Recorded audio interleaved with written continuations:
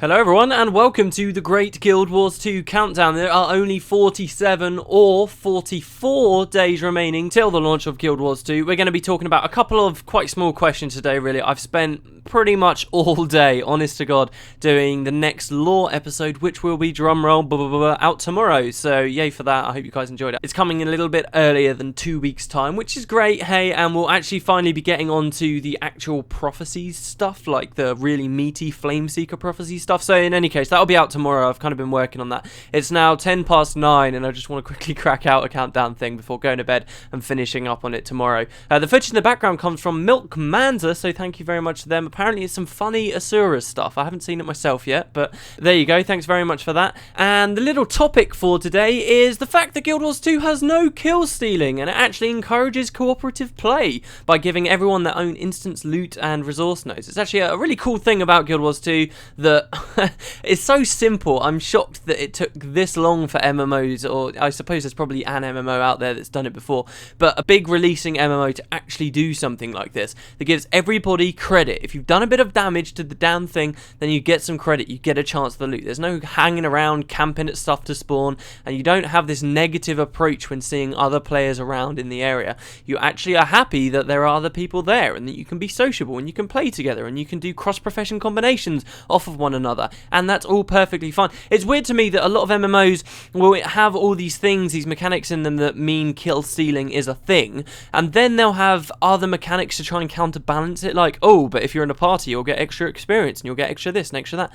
It's like, well, why don't you just remove the core problem? Why don't you just give everyone credit for doing stuff like this so it's not a problem? And that's what they've done for Guild Wars 2, thank God. So you actually do get to see people as allies, and you don't necessarily get upset because someone else is around. I guess by the same token, you don't necessarily get super happy that someone else is around unless you're doing a group event, but regardless, there's no more animosity there. You really actually can be playing in a world and be sociable and happy, and you don't have this weird negative reaction. The thing with MMOs for me is I never quite realised I was having that reaction to people being around me. I just kind of kept playing. I was like, oh, that guy's there, and you just don't think about it. But then there's a point where it comes, you're like, oh my god, I really don't like the fact that people are around me, and why am I playing an MMO in that case? I am surely playing this because I want to be social, and I want to be around a lot of other people, and I want to feel like I'm in a world that's inhabited by lots of players, rather than, you know, single player games, which do offer superior experiences, I'd say, in many other places. But so for Guild Wars 2, that is a thing of the past. Everyone gets their own instance loot when they kill an enemy. You don't even see what other people get unless they choose to tell you what they've got. When you kill a big boss, everyone gets a chest that they can open on their own. There's no seeing someone else get a drop that you then may have to roll for or something like that. It's all behind the curtains, which in some ways is far, far nicer. It's just getting rid of all that animosity, which is really, really cool. And that same philosophy and idea has just permeated through the whole game. It comes down to resource nodes for crafting as well, in that they won't be expired if you go for them, so there's not these stupid races to try and get to them while you're out with your friends. It's just generally all a lot more streamlined and hopefully fun. So you can find more information in the description. I have no idea what I'm going to link to for that today. Yesterday I had to link to something as well, and I just went to like armor. I was like, what the hell can I say for this? So yeah, we'll see if we've got a good link for today. For newsy type stuff, two things. One thing I was supposed to mention yesterday but completely forgot about is that there's actually an Android app that's been developed, which is pretty cool. It's doing what I'm doing. It's counting down the days till Guild Wars 2's launch. So if you don't fancy seeing a video or talking about every day, but you do want to be reminded how long it's left, then you can just get this Android app. I don't have an Android, sadly, but yeah, it's out there. It has been developed. It's pretty cool. It will just tell you how long till the launch of the game, which is quite nice. The other thing as well is there's quite an interesting Reddit thread. This was just something I was reading, and I was thinking of pointing stuff like this out. Not necessarily news, but everyone's pointing out and talking about all the pop culture references that are going on with Guild Wars 2 at the moment. Guild Wars 1, this was a big thing, the pop culture references, and as the campaigns went along, yes, the story did get a bit more serious and stuff, and the writers did pay more attention and do less generic plot lines and put more thought into it. But at the same time, a lot of the quests and stuff were a lot more light-hearted because they were constantly full of these references to other stuff in the real world all over the place, and it just went up and up and up every time they released something new. With Guild Wars 2, we were seeing a lot less of that, and at one point people did ask, hey, what's going on there? Are we going to see more? Are we going to see less?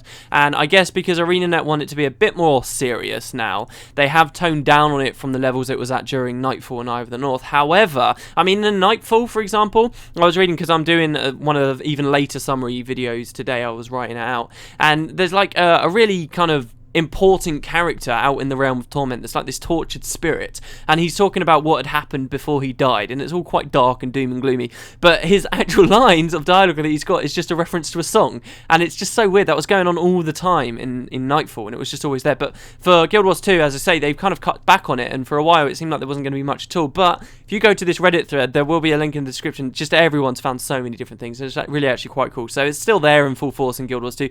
I guess it's just back a little bit. It's kind of interesting anyway, because a lot of them, I'm terrible with references like that, so it's really cool to be able to read and actually see the kind of stuff that I was missing. As I say, 3 questions for today. Nothing really struck me in the comments, but it's late anyway, so we'll see how it goes. XJX2 said, how are you supposed to pronounce that?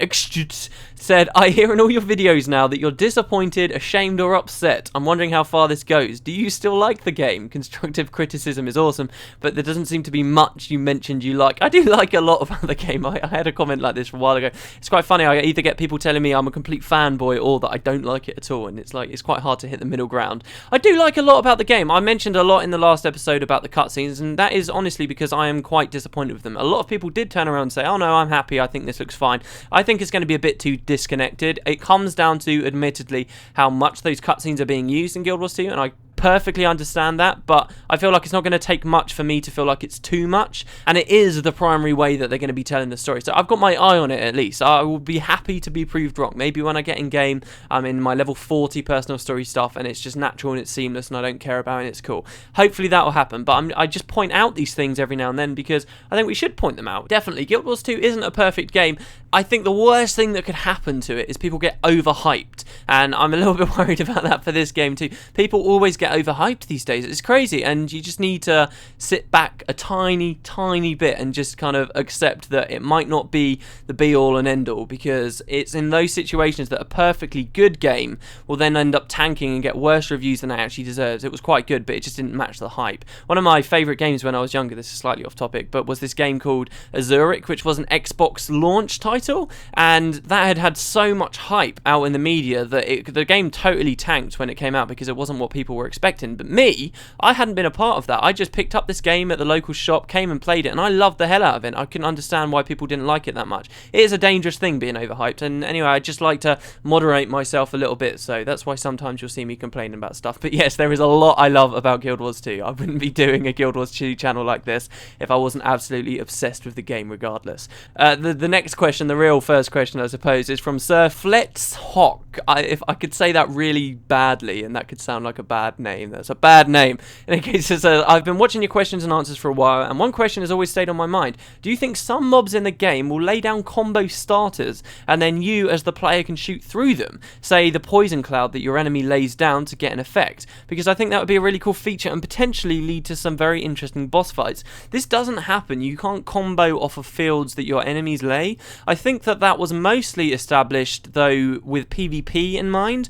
Like they realised that would be a bit off if that started to happen. Suddenly all those field effects and stuff in PvP would be far more risky to use, and I guess they just decided they didn't want to bother balancing around that kind of stuff. It would have made for a very interesting PvP experience, admittedly, if you could combo off of everyone else's stuff, but I think to an extent players just wouldn't have wanted to use them. I don't know, it could have gone in many different ways, but ArenaNet decided they didn't want to do it, and that does extend over to PvE as well, so you can't combo off of what enemies are doing. But you're right, that could be really cool for boss fights. It would be very interesting. I'm not sure that it would be impossible for them to do that. They could just have a boss fight that lays down like a neutral field that you can shoot through that's not necessarily affiliated with the enemy. That would be quite cool, and maybe you could only kill a boss by shooting through a certain field or stuff like that. We've already seen really complicated, weird stuff that they're doing in some of those dungeons. That Font of Rand thing where you had to shoot the bubbles to turn out the torches, all kinds of stuff like that. They have been pretty creative. Maybe they'll do that then as well for a few boss fights. That would be really cool. The most interesting thing you can do for combo fields, I guess, with that regard at the moment that I've seen,